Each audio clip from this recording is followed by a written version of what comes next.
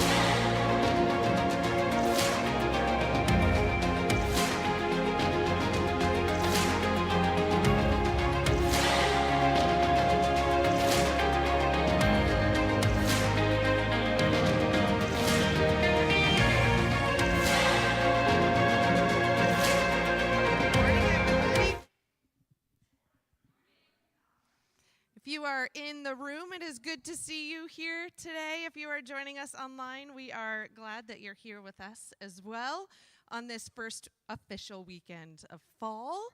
And it might actually start feeling like it here this week. So I see y'all have busted out sweaters and there's some blue like Lions gear or something. I don't understand that, but that's okay. It's all good.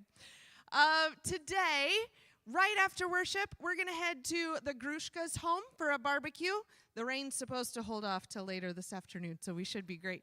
If you have not signed up for that yet or didn't know about it, you're still welcome to come. There's always plenty. So details are at that QR code up there if you need it. Or come talk to Chris or I, and we can make sure you know where you're going and know those details, okay? Also today, the BEMA podcast group, discussion group that started 2 weeks ago, Heather, is that right? Your first one was 2 weeks ago. That group meets tonight. If you did not show up to that first one, you're still welcome to come tonight.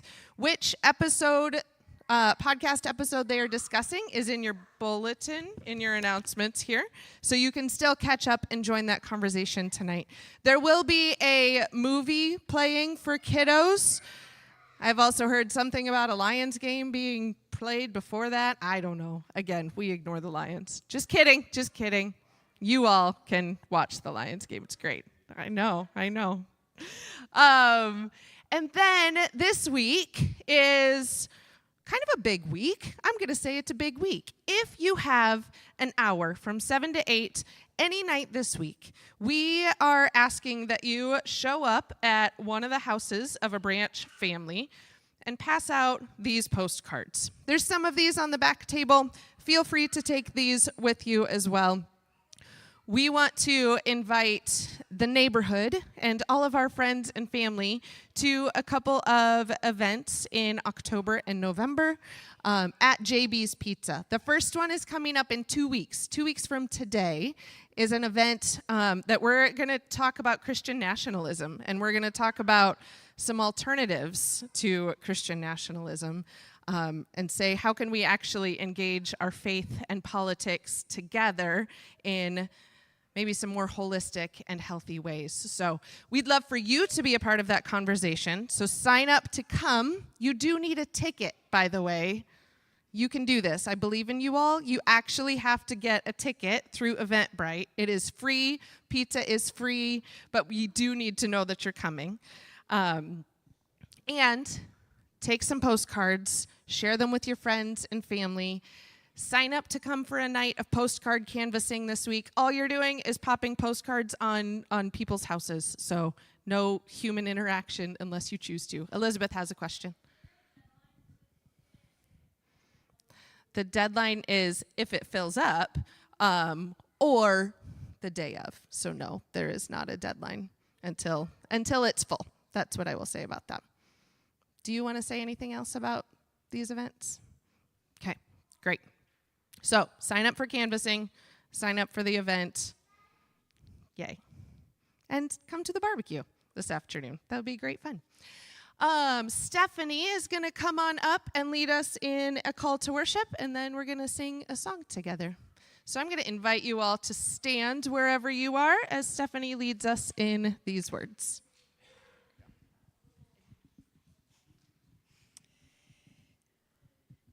Jesus replied, "You must love the Lord your God with all your heart, all your soul, and all your mind. This is the first and greatest commandment. A second is equally important. Love your neighbor as yourself. The entire law and all the demands of the prophets are based on these two commandments. You are making all things new. Renew our minds to renew the world by living out your commandment of love. God, you are making all things new." Sing a relatively familiar song, I think, to most of us. But as you can see, we have a different instrument up here today, and we're pretty excited about that. Cello, Mars, we're so excited to have you. And Mel is back on bass after some hiatus. It's been a little while, so we're gonna lead you in this song. And since it's a little bit different instrumentation, it's gonna sound a little bit different. We're gonna go a little slower, a little more relaxed than we would normally take this song. But I think that gives us an opportunity to pay attention a little bit more to maybe a lyric that stands out. Maybe it's just a word that stands out. So I'm going to invite you to embrace the different and hold on to whatever you notice as we sing this song together. So let's sing My Lighthouse.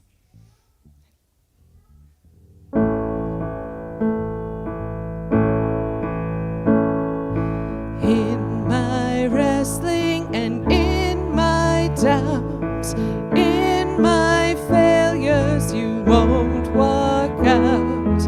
Your great love will lead me through. You are the peace in my troubled sea. Whoa, you are the peace in my troubled sea.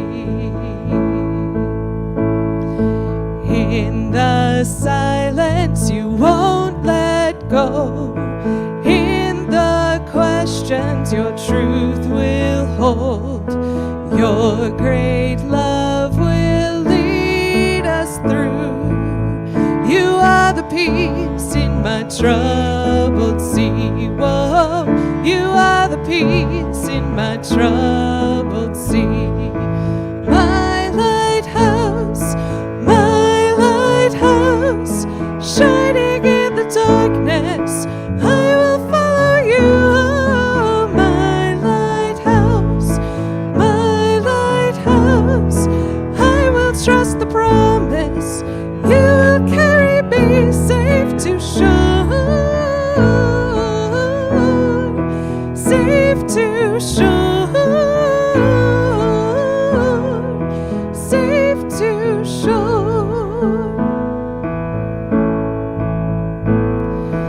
I won't fear what tomorrow brings. With each morning I'll rise and sing. My God's love will lead us through. You are the peace in my troubled sea. Whoa, you are the peace in my troubled sea.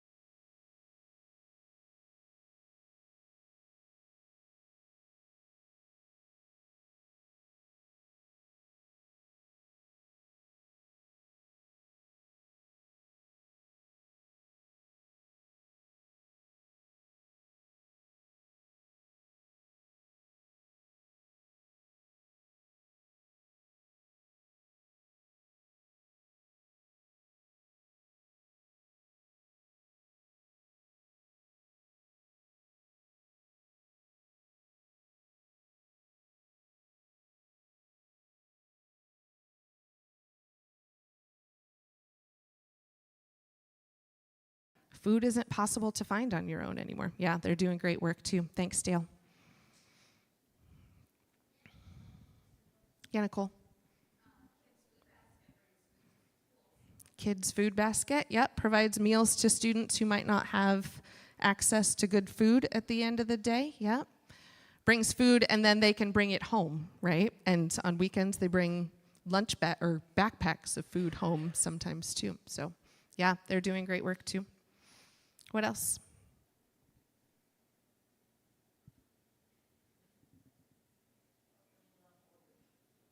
Say that again, Deb. Doctors Without Borders, yeah, going into spaces that don't have good health care and provide access to good health care and opportunities that people might not have, yeah. Heather? Okay.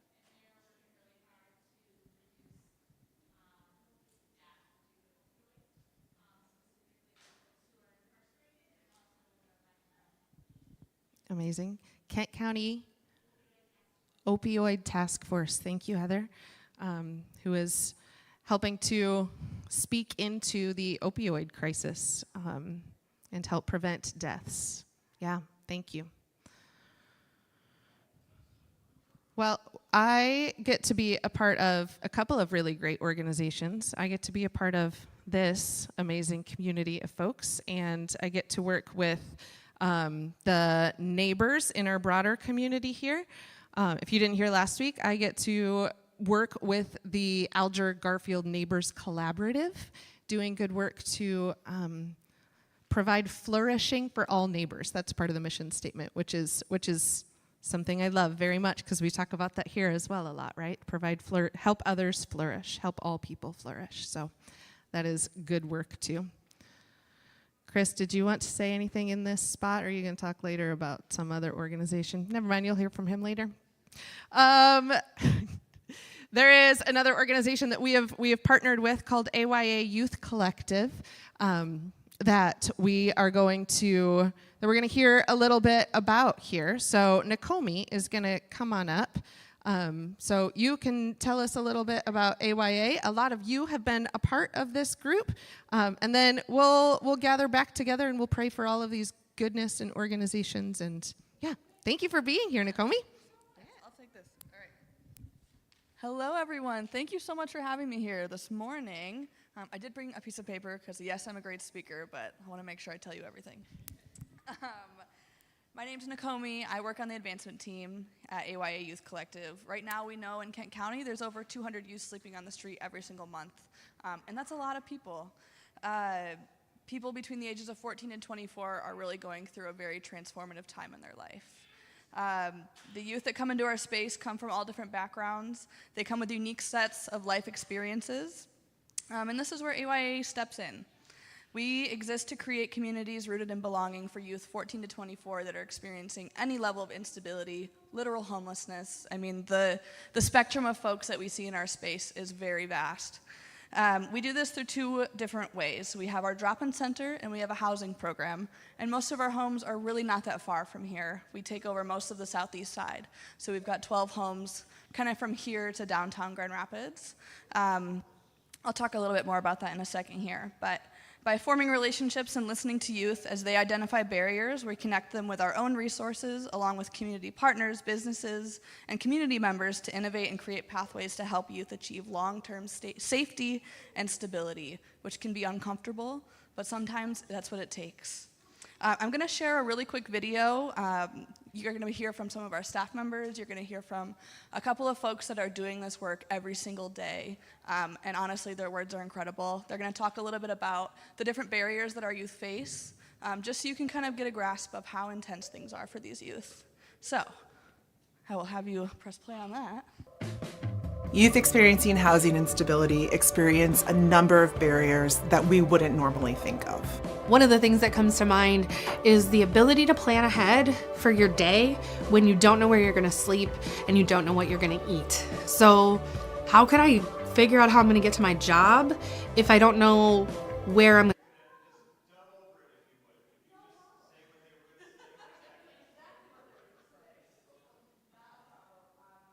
can send that out to you later for you to check out. No problem at all. So I'm just going to put this down here for a second. The youth that come into our space, like I said, they come from so many different places and they have so many experiences, whether they've happened to the world or the world has happened to them.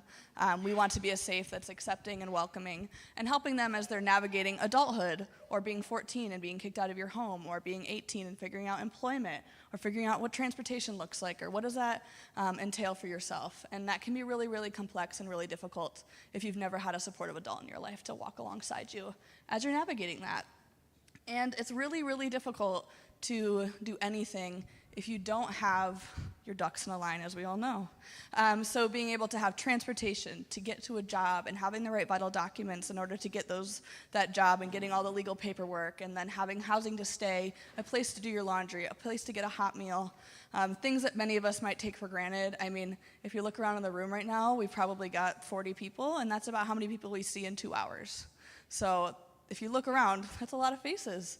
And a lot of these youth are really struggling, but we try to be a place for them to come and get a hot meal and a hot shower, connect with somebody. We have over 35 community partners that we work with, so that we can make sure we're meeting all of these needs for the youth that are in our community.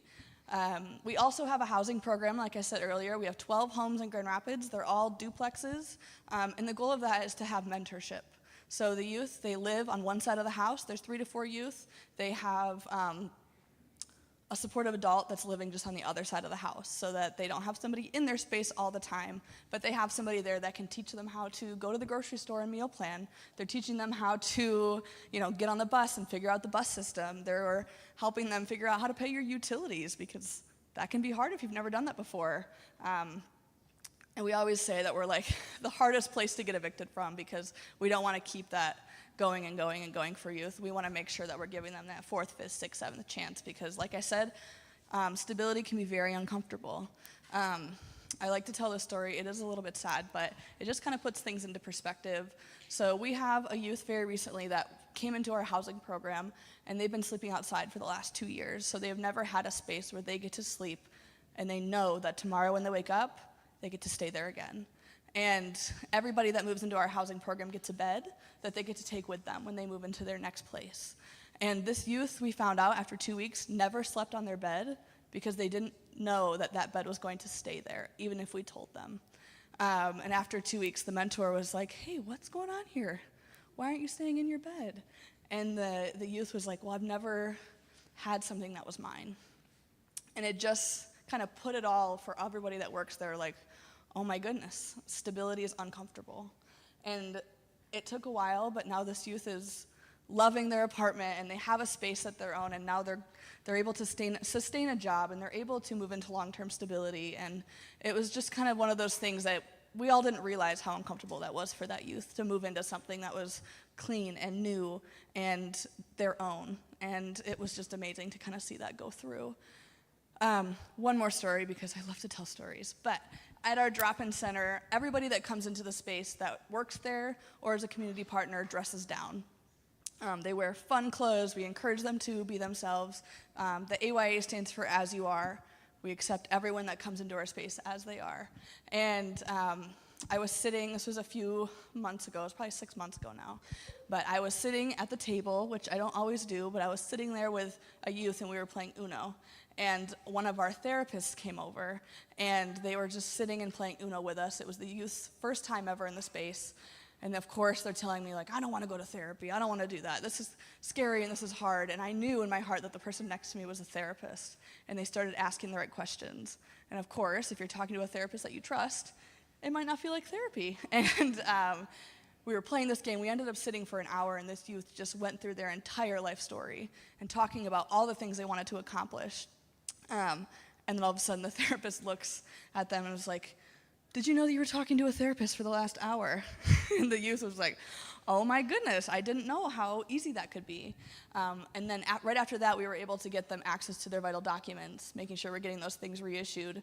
The youth has a job now. The youth is now in our housing program, and it just, all because one person was able to sit with that youth and talk to them.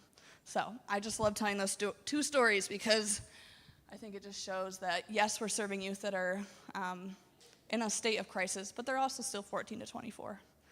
People forget that when we say we're helping these people that are going through all these things, they are still people that are young, and they are still just like everybody else. We recognize that there are gaps and barriers in the community that prevent youth from accessing and fully taking advantage of opportunities. It's just a huge gap there. This is where our resources meet them. We aim to create communities for youth that are accessible, comfortable, and safe so that they have a place to go. I will say, shameless plug for you all, but the branch has been really fantastic in helping us, and we're really, really grateful for that. We've had lots of meals, incredible volunteers of all ages, which we love having in our space. If you're looking to get involved, I'm sure that Teresa and Chris have something up their sleeves eventually, but we would love to have you back in the space. I'll be sticking around after the service to answer any questions that you might have, and please don't be a stranger. We are right downtown on State and Lafayette. The entire street of State right now is being torn up, so there's ways to get around, but we would love to have you in our space, and thank you so much for having me here. Thank you. We've gotten to be in your space. We're glad you're in ours for a day here. And for all of you who have volunteered, you know what a great organization this is. So thank you for being here and for telling stories, because they matter and they are important for how we understand your work as well. Yes, we will absolutely be back very soon. We don't have anything on the calendar yet, but we'll get that happening. I will say, too, the first time I ever dropped anything off or showed up at their drop-in center, I turned the corner, and I knew where it was, but it is literally around the corner from where my son goes to high school, from the Museum High School, where many of your teenagers go to school, too. And that was such a stark reminder of, this is where my kid is every time, and around the corner, there are people doing really, really, really great work for other students who need your support. So thank you for doing that. Let's take just a moment to pray for these organizations, to pray for AYA, and to give thanks for all of the good work that is happening in these spaces. Would you pray with me? God, we give you thanks for Nakomi, for AYA, for all the organizations you heard earlier that are doing good work so that we can all flourish, so that we all have opportunities to live into our full capacity, so that we all have opportunities to know we are loved by you and by the world around us. May the work continue, God. May the organizations and the people have the resources that they need. Help us to make sure they have the resources and the people that they need so that good work can continue. Thank you for the opportunity to be a part of such work in this world. In Jesus' name, amen. All right, kiddos, if you would like to go down to Branch Kids with Bethany and CJ, you can go stand at the back. We'll speak a blessing over you. I believe Sarah is down in the nursery too, so if you have toddlers or infants that you want to bring down there, the nursery is available as well. I hear some excitement about nursery, and I love it so much. As you are walking out, let's all speak this blessing over the kids and the adults who are going down there. Yep, Joan's going as well. Awesome. Let's speak this blessing over that group of people together. May your time together be filled with wonder, joy, and friendship. You are loved. Have a great time, y'all. We'll see you soon. The rest of you can stand up and say hello to somebody nearby, or somebody you haven't seen. You can pop in and say hello to Nakomi really quick as well. And if you're online, we'd love to hear from you as well in this moment.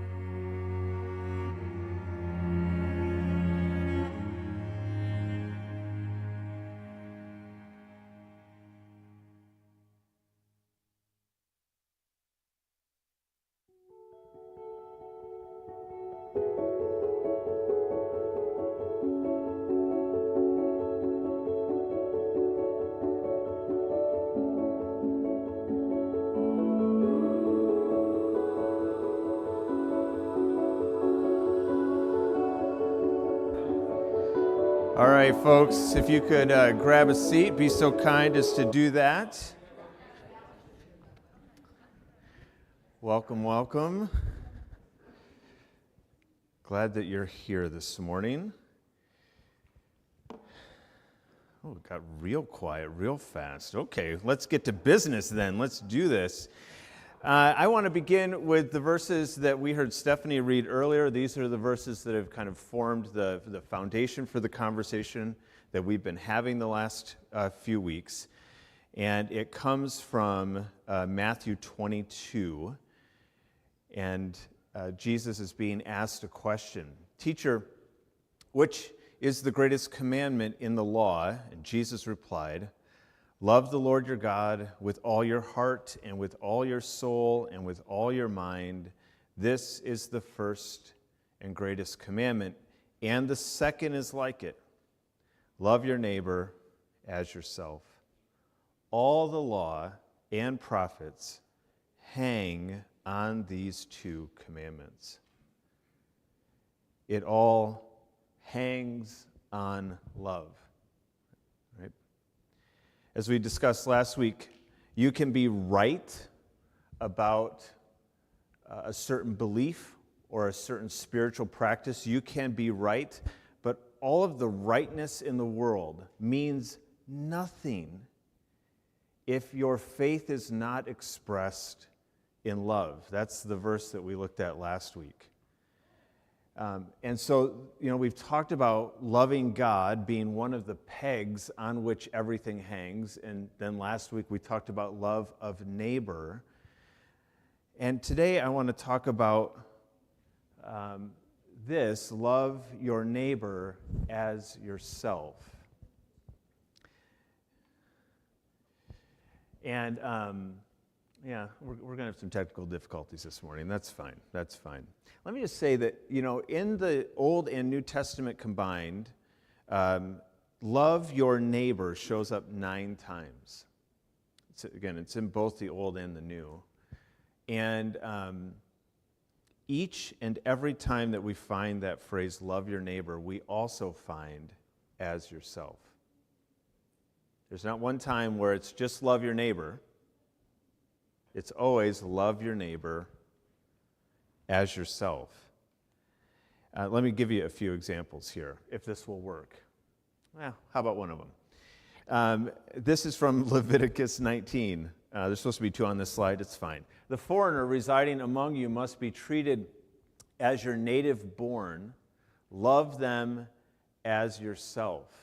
A few verses earlier it says, do not seek revenge or bear a grudge against anyone among your people, but love your neighbor as yourself.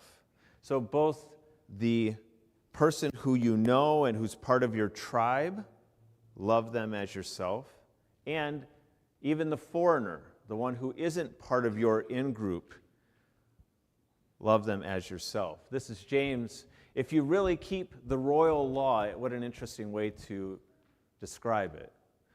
The supreme law, the greatest law. If you really keep it, which is love your neighbor as yourself, that's the royal law, you are doing right. James likes to cut to the chase, very practical, very to the point. And James is saying, this is the greatest commandment, love your neighbor as yourself, and if you do it, you're on the right track. You're on the right track. Love, in other words, I think what we see in these verses, and you could read the other 9 if you'd like, what we see is that love of yourself is an essential part of fulfilling the greatest commandment. And I wonder if that isn't a surprise to some of us. Love God? Sure. Yes. Love neighbor?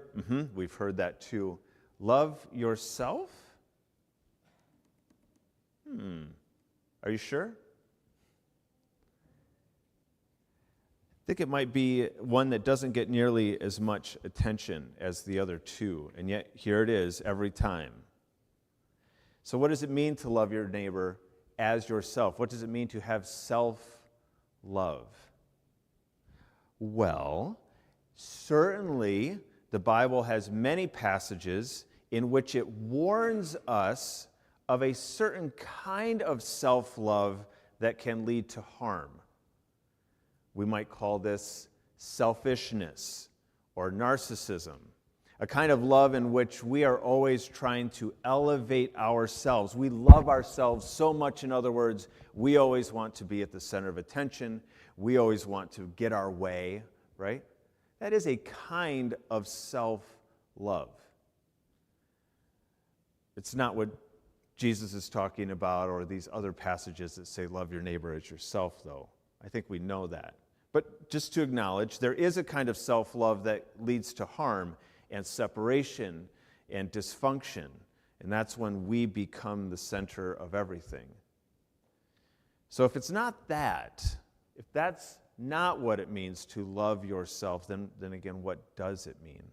And I want to offer 3 ideas. These are not revolutionary. They're not even new. I'm not that smart. These are things that are probably going to sound somewhat familiar, but I think that they're important ways, maybe even key ways, to love ourselves. And here they are. To love yourself is to know yourself, accept yourself, and take care of yourself. Know yourself, accept yourself, take care of yourself. I'm going to have a number of quotes here. In theory, they're going to be on the screen. We'll find out if that happens or not. From different voices, really through the centuries, who've spoken to this reality that loving ourselves is a critical part of what it means to love God and even love our neighbor. So Mike, would you go to that next slide? I'm going to let you do it from here and see what happens. Perfect. So here's Know Yourself, and here's a quote from Howard Thurman. Anybody know who Howard Thurman is? Have you come across his name? I hadn't until a number of years ago, but he is often described as the pastor to the pastors of the civil rights movement. He was an important presence to King, to name one, of course. And he was this 20th century African-American mystic of sorts. If you haven't read anything of his, I cannot recommend him to you enough. He's been a very important voice in my life in the last 5 or 6 years. But he says there's something in every one of you that waits and listens for the sound of the genuine in yourself.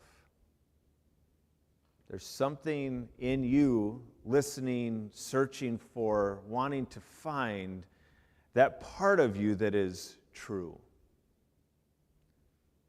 Not the part of you that you pretend to be, and we all pretend to be all kinds of things. Not the part of you that projects a certain image to the world, and we all project certain images to the world. No, there's a part of you that's longing to have known what's true of who you are.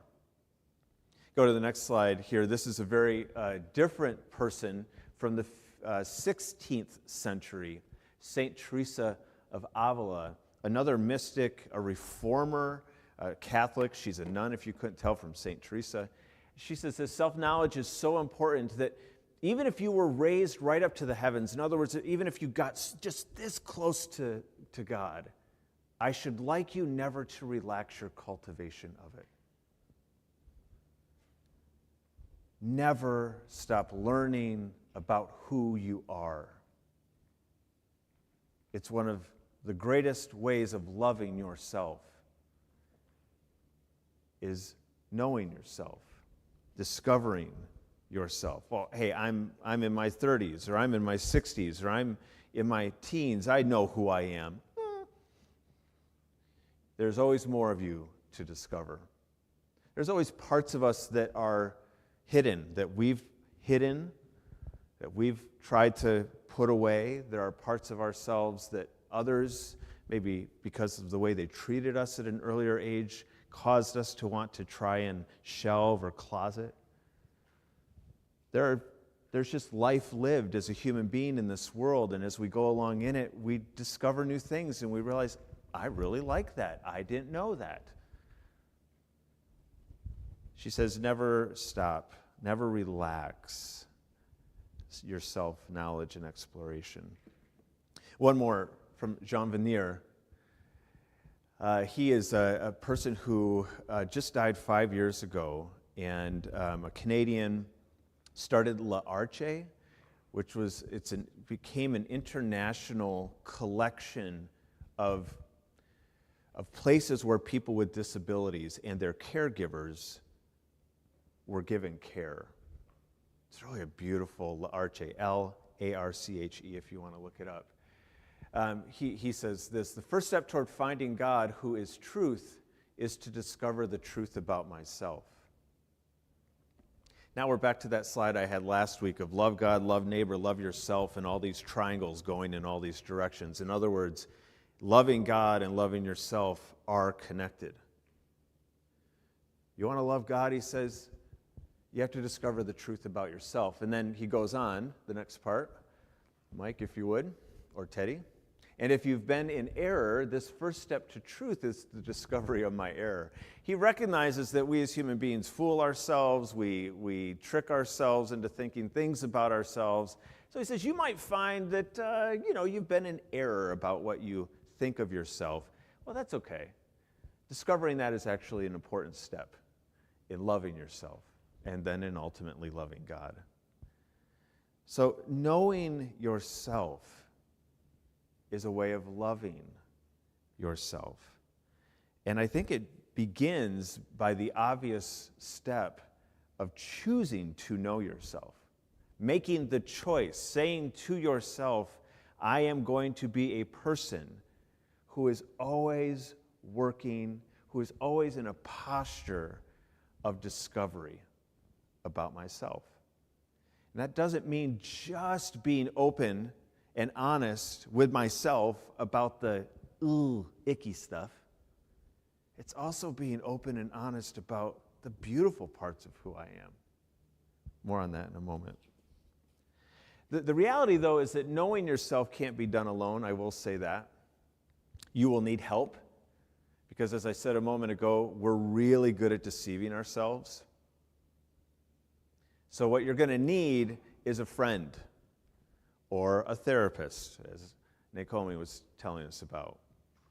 You're going to need someone who you love and trust, who you can say, hey, I've been thinking about this. I think I might like, or I am discovering this about myself, or I really am realizing that, fill in the blank.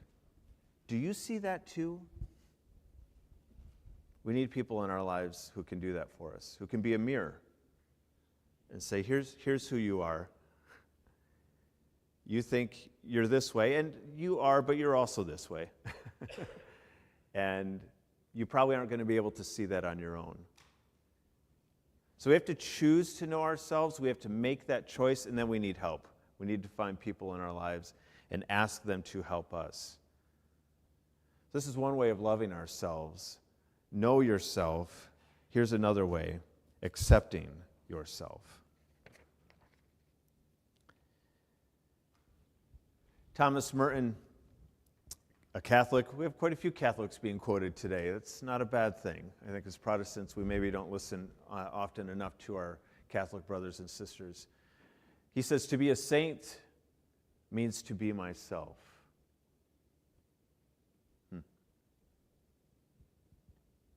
Just let that one kind of sit for a minute. Do you believe this? Might be a question to ask. Maybe not. Maybe we struggle to believe this, that I'm enough, that who I am is good and beautiful and lovely. And yes, flawed, of course. Prone to make mistakes, absolutely. We're that too. But Merton is inviting us to see ourselves as a beautiful gift.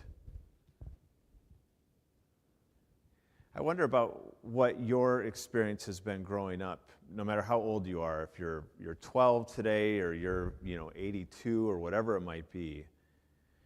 I wonder what your sense of yourself has been. I grew up in an environment in which, whether I was told this explicitly or not, I don't really care, I guess. The point is that I ended up internalizing a message that I fundamentally, like at my core, was a sinful, depraved person. And I believed that because I am a person who does sin and make mistakes and go off track and hurt people and hurt myself, and all those things are true. But that's how I kind of fundamentally saw myself. And what that meant for me, maybe for no one else, but for me is a couple of things. One, whenever I would encounter those parts of myself that were not good, I would cover them up because I did not want anyone else to see them. Because I lived in this kind of Christian community that said, hey, you are fundamentally flawed, but you have to be holy. And so in that tension, I felt like, well, I need to be holy all the time. And so whenever something unholy kind of showed itself, I would be like, get it down, hide it. And that had consequences. Can you imagine what they might have been, Anytime that we try to bury a part of ourselves or cover it up and pretend that it isn't there, it doesn't make it go away. It actually, in a way, only makes that thing stronger. And so we're talking about accepting ourselves, and one part of that, one half of that, is even accepting the parts of ourselves that are broken. Not acceptance in the sense that, hey, I'm a narcissistic jerk, deal with it, accept it. That's not what we're talking about, right? Not that kind of acceptance. It's an acceptance that is able to hold the reality of what is true. I did hurt you. I do have this tendency that's harmful. I do make that mistake quite often. That's acceptance, or at least one form of it. And when we can do that, when we can hold that kind of space, there's actually the chance that that thing can maybe be looked at, it's brought out into the light, it can be examined, it can be thought about, and then hopefully changed, right? So that I don't stay a narcissistic jerk, but something in me is transformed. The only way that transformation can happen is if we have some level of acceptance about who we are. But it's not just accepting like the bad stuff. It's also accepting the beauty that's in you. We also downplay the goodness that's in us. Someone pays you a compliment and you say, oh no, I didn't. You should see me yesterday. I was a total mess. We like deflect the affirmation of our goodness. Or we tell ourselves, why would anyone love me? Why would anyone want to be my friend? I just keep making that same mistake or keep walking down that path, right? Can you go to the next slide, Teddy? This is from Henry Nouwen. Over the years, I've come to realize that the greatest trap in our life is not success, popularity, or power, but self-rejection. Now, I grew up definitely being told that power and popularity and success were traps. Beware of those things, be cautious, they'll ensnare you. And Nouwen says, well, it's not that those things are not worthy of our attention, but he says, I've come to realize that the greatest trap is self-rejection. Can you put the next one up? Self-rejection is the greatest enemy of the spiritual life because it contradicts the sacred voice that calls us the beloved. Why is self-rejection such a harmful thing? Because it contradicts, it runs contrary to what God says about who we are. I was thinking about parents and children and that relationship, and how when my child makes a mistake or a rough edge in their life kind of shows up, I accept them still. I hold space for that part of themselves. I think God definitely does the same for us. Doesn't reject us. It's not that God says, hey, it's cool, no problem, be a narcissistic jerk. It's not it. We don't say that to our children. Oh, it's fine. Be a total bully at school. Not a problem. That's not what we're doing, and that's not what we're talking about. But we hold space for that reality. Okay, you were mean to a student today at school. I see that. In a sense, we're accepting that reality that is true. And when we hold it together in the light, then there's the chance for it to change. We're not going to deny it, bury it, pretend it didn't happen, minimize it, rationalize it away. We're going to be honest about it and hold it here together. And guess what? I love you, even though there's this thing here that we're holding that isn't great. Doesn't mean I don't love you. And so God does this to us, for us, and we actually do it for each other when we're at our best, right? When someone makes a total blunder and you say, you know what? It's okay. I forgive you. We make space. We offer grace to each other.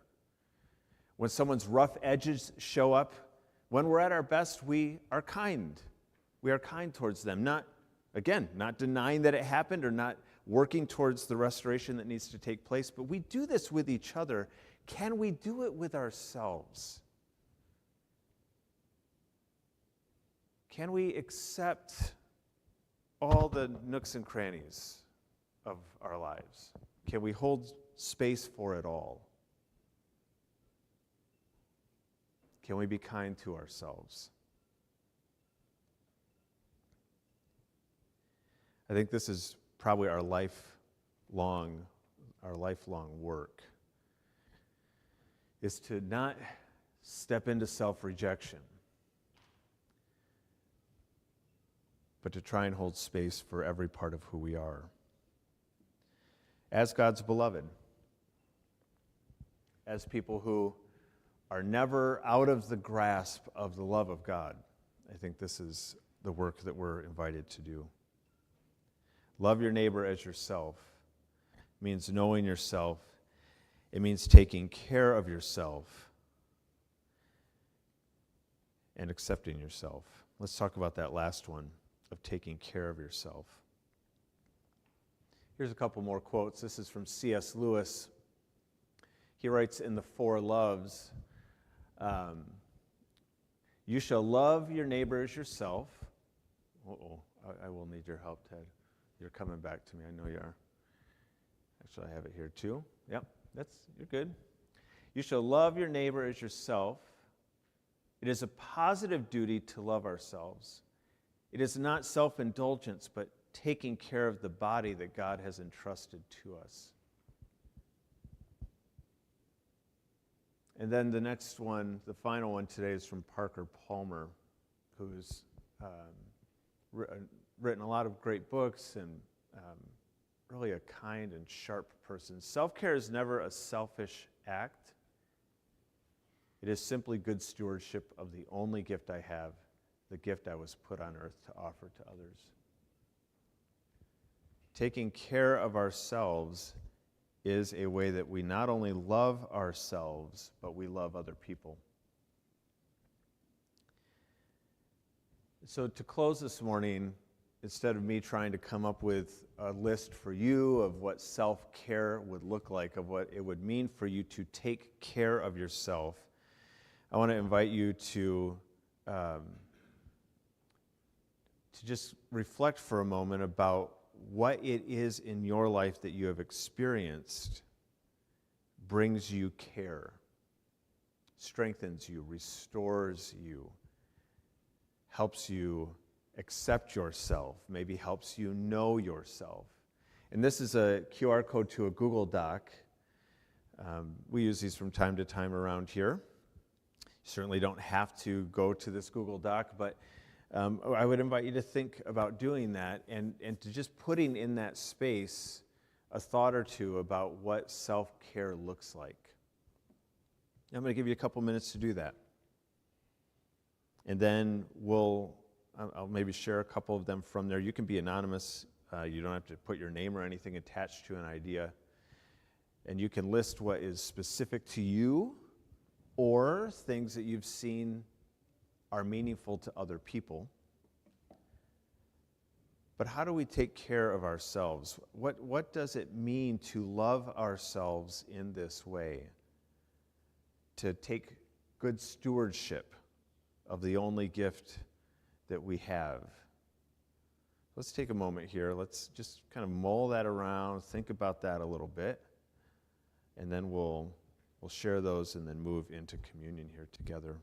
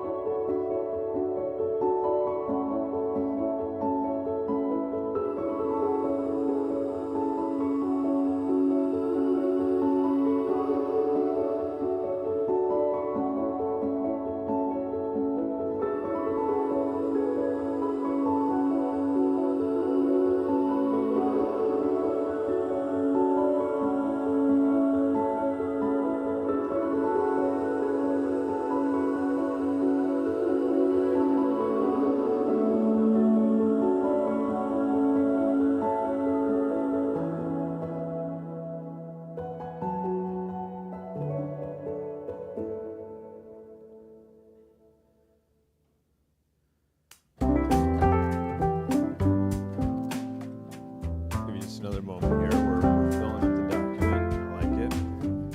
There's a wide range of things in here, which is exactly what you would expect. We're all very different people. Different things may be helpful to some of us.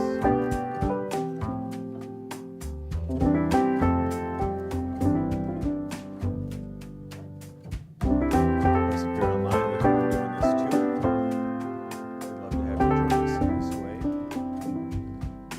Very good.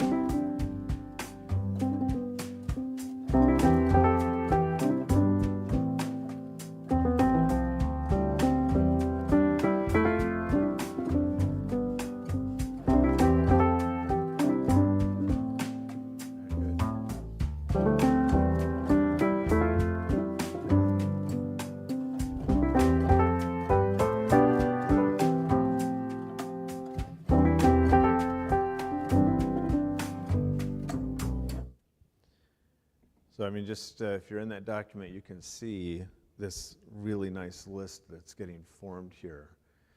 And sleep is at the top of the list. Whoever got that first cell, well done, because that's spot on. And then just look at from there: yoga, mindfulness, exercise, sleep again in the form of naps.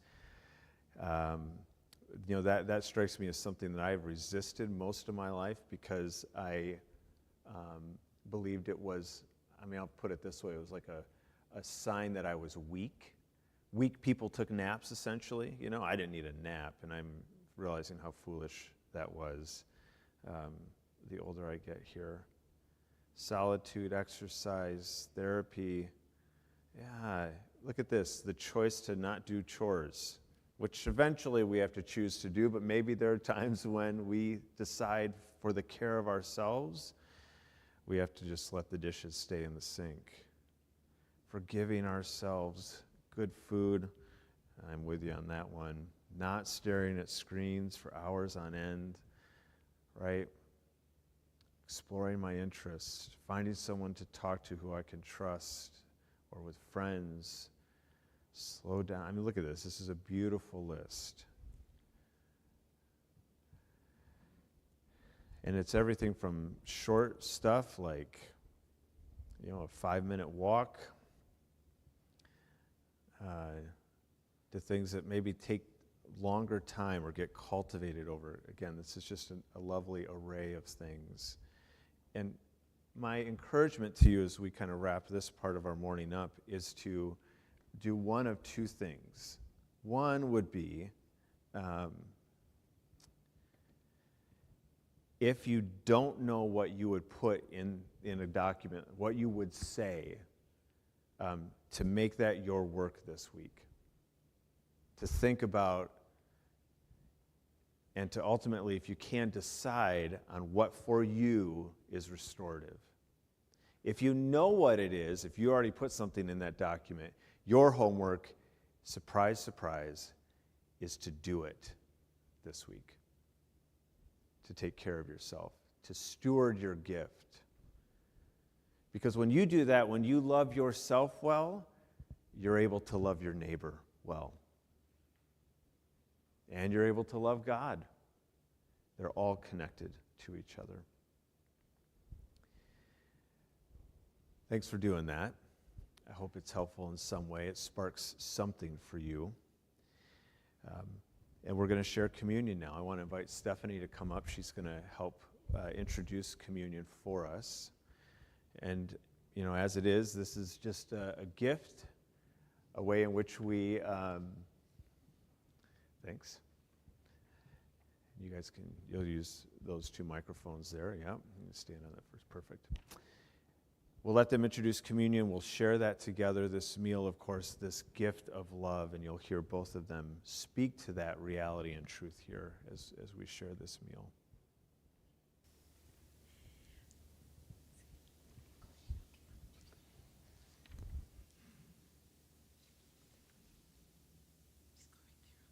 Oh, gotcha. Okay, thanks. Good morning, everyone. As we prepare to share communion together, it is helpful to remember that we gather around this table every week because Jesus invites us here. And we are invited because we are loved. It is simple and that profound. And so you are invited to come. No matter who you are or what your week has been like, come and let us together remember and receive God's love for us. And in receiving, hear again the call to give that love away. As we get ready to share the bread and cup, would you pray with me? God, our Creator, thank you for your love, which pursues us our whole life long. Thank you, Jesus, for giving your life to us, even unto death. Come, Holy Spirit, feed us with your love, that we may be filled with the ability to love God with all our heart, soul, mind, and strength. Amen. Could I get 3 people to volunteer to help serve communion this morning? Anyone? It's not hard, you just have to stand and hold it. All right, we've got 1. Clarence, love it. 2. 1 more. Nolan, All right, come on, bud. Nolan. We invite you to come forward and receive the bread and the cup. There will be a station in the back and in the front. If you prefer a gluten-free option, you will want to come to the station in the front. As you come up, someone will place a piece of bread or a gluten-free cracker in your hand, and you can take a small cup of juice and take them back to your seat. We will eat and drink them together after all have been served. If you are at home, you can get your bread and cup ready. We'll share both of them together in a moment.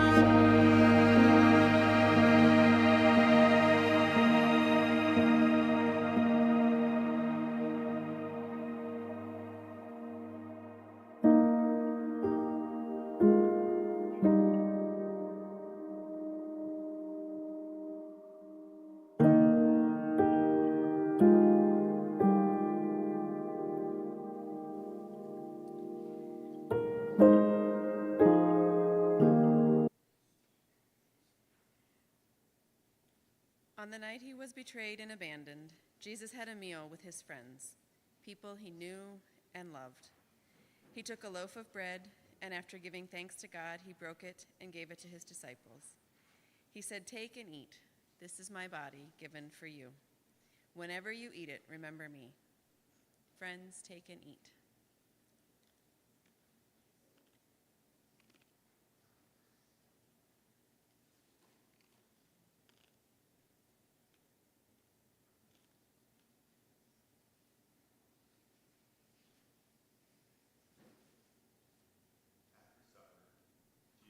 The cup of wine, and after giving thanks, gave it to them and said, "Drink this, all of you. This is my blood of the new covenant, which is shed for the forgiveness of sins. Whenever you drink it, remember me." Friends, take and drink.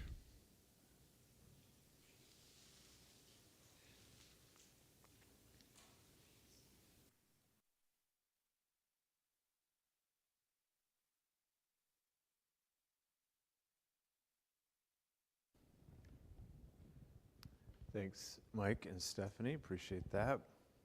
I think I heard little people return to the room. I did.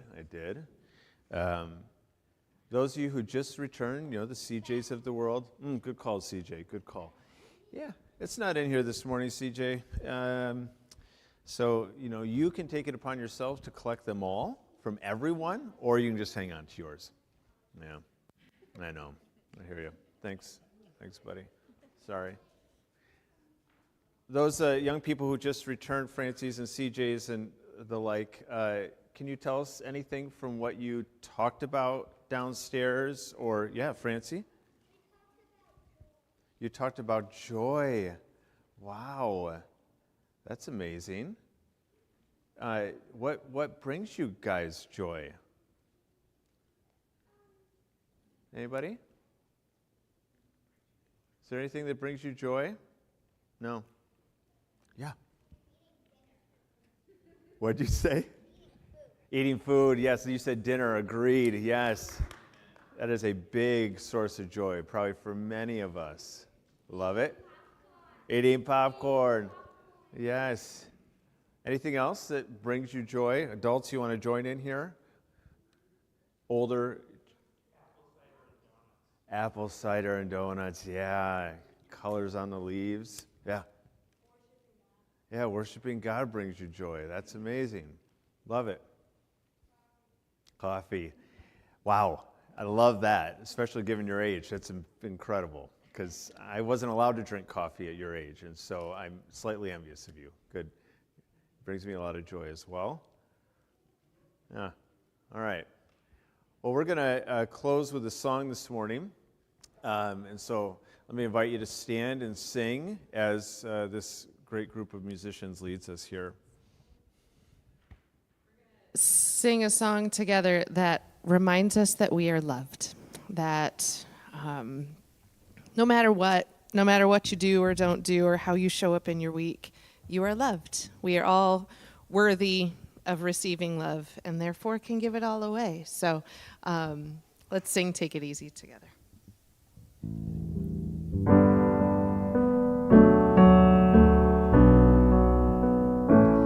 Take it easy, easy. God already loves you completely.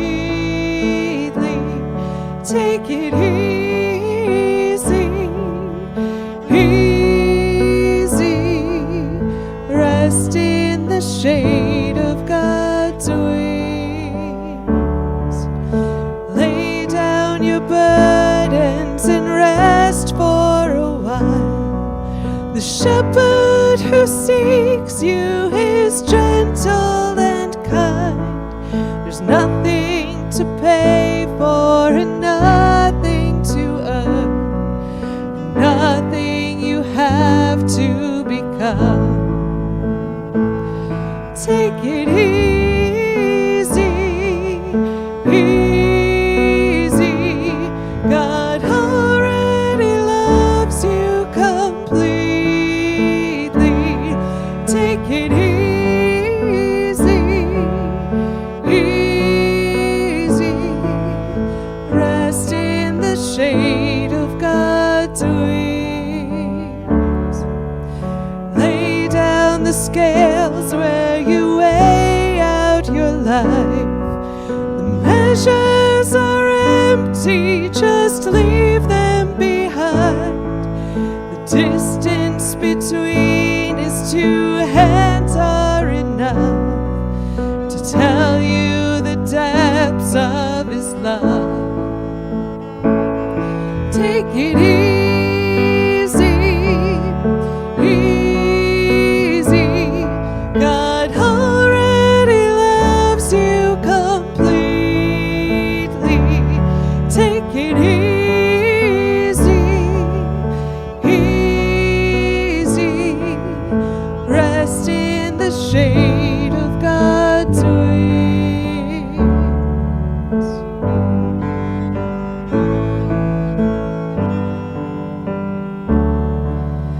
Lay down the armor you brought to the fight. Lay down your weapons and lay down your strife. God's on your side and won't let you go, and already loves who you are. Won't ask you to be something more. Take it easy, easy. God already loves you completely. Take it easy, easy.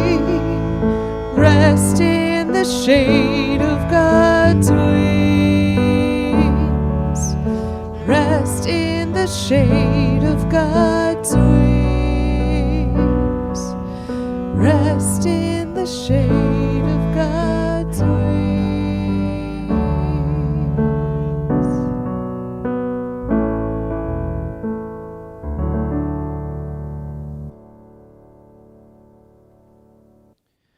Well, why don't you have a seat for just a moment, because I want to say a few things here as we close.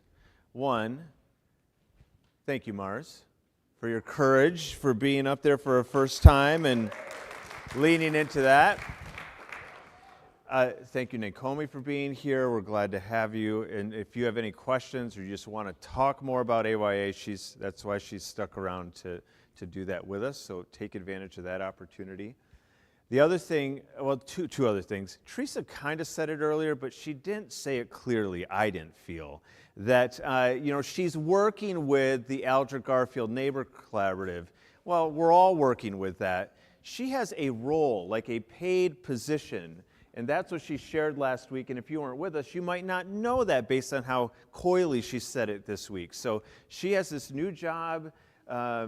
It's a great gift to the neighborhood, and I would say also to the branch at large. So I just wanted to be very clear about that in case you didn't know. And then the final thing, she asked me if I wanted to say something, and I said, I'll do it later, so I'm doing it now. Tomorrow, I fly to Washington, D.C.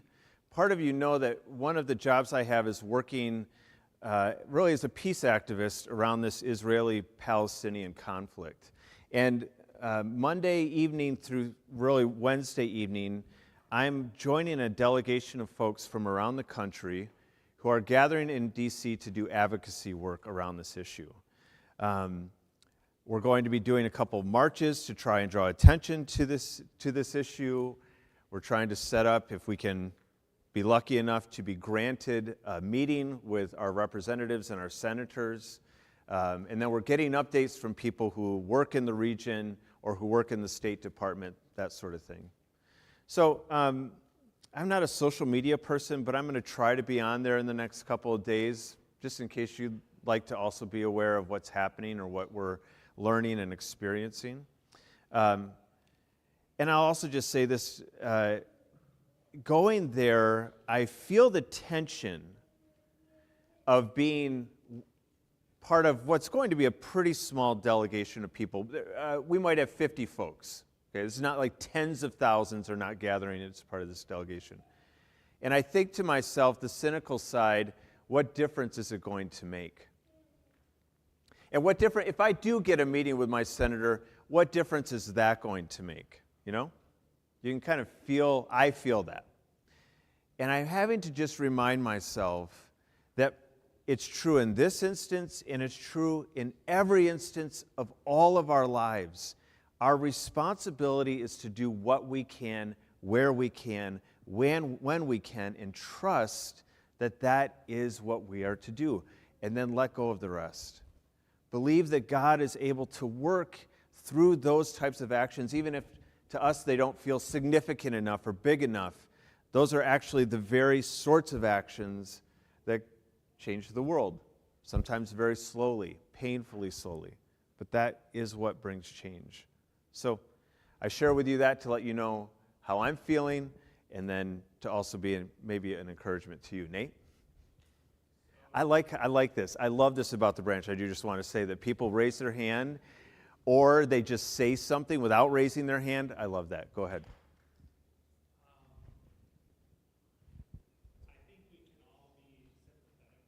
Yeah. Yep.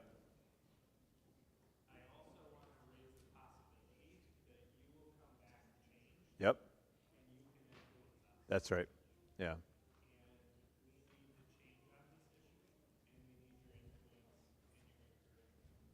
Thanks. Thanks, Nate. Spoken like a friend and someone who's doing a lot of work himself in a very difficult issue. We need each other, right? We need the experiences of each other to inform us, to help us understand this world a little better and perhaps be motivated to do something about it. Yeah, thanks. All right. Why don't we stand for this final blessing here this morning? Whether you're staying home this week, going about your life, you're not traveling anywhere, or you're headed somewhere far and distant away, the call and invitation is the same.